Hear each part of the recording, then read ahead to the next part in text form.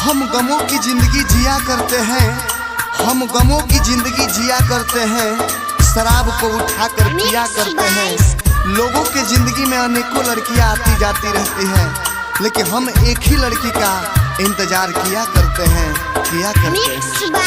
Kanchan Raj Muzaffarpur, Kanchan Raj Muzaffarpur. Presented by Videshi Lal entertainment.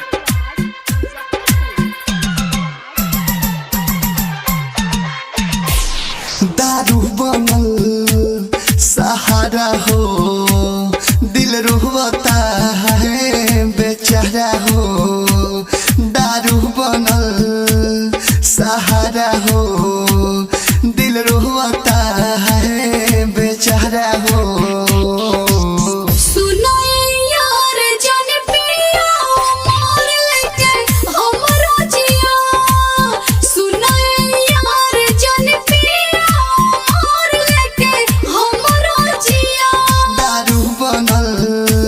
सहारा हो, दिल रोता है बेचारा हो।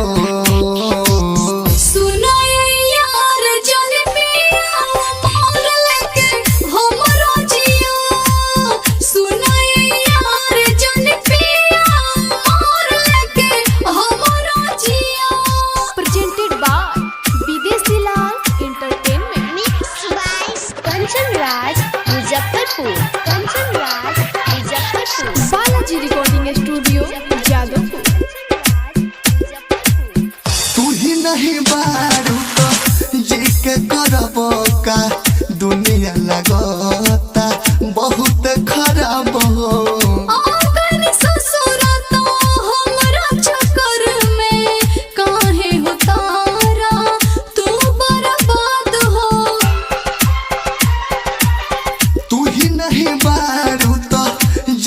करबो का दुनिया लगता बहुत खराब हो।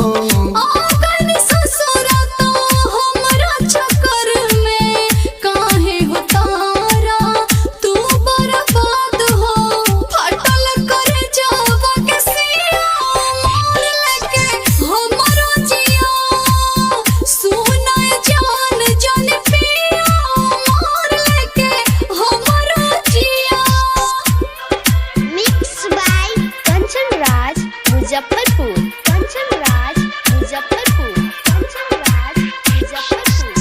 दूरग पे दरदी अनसु के जानम गइलू तू हो, काहे रुला के। खुश न बानी तोहरा चलते, याद विदेशी के लगिया के। दूरग पे दरदी समुरारी के तुम गइलू काहे रुला के।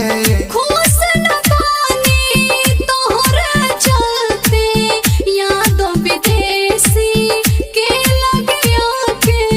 जवन बुझाई गम देहा मोर लेके हमरो जिया, सुनाई जान जन पिया मोर लेके हमरो जिया। दारू बनल सहारा हो, दिल रोता है बेचारा हो। सुनो यार जन पिया मोर लेके हमरो जिया, सुनो यार जन पिया मोर लेके हमरो जिया। बालाजी रिकॉर्डिंग स्टूडियो विदेशी लाल एंटरटेनमेंट।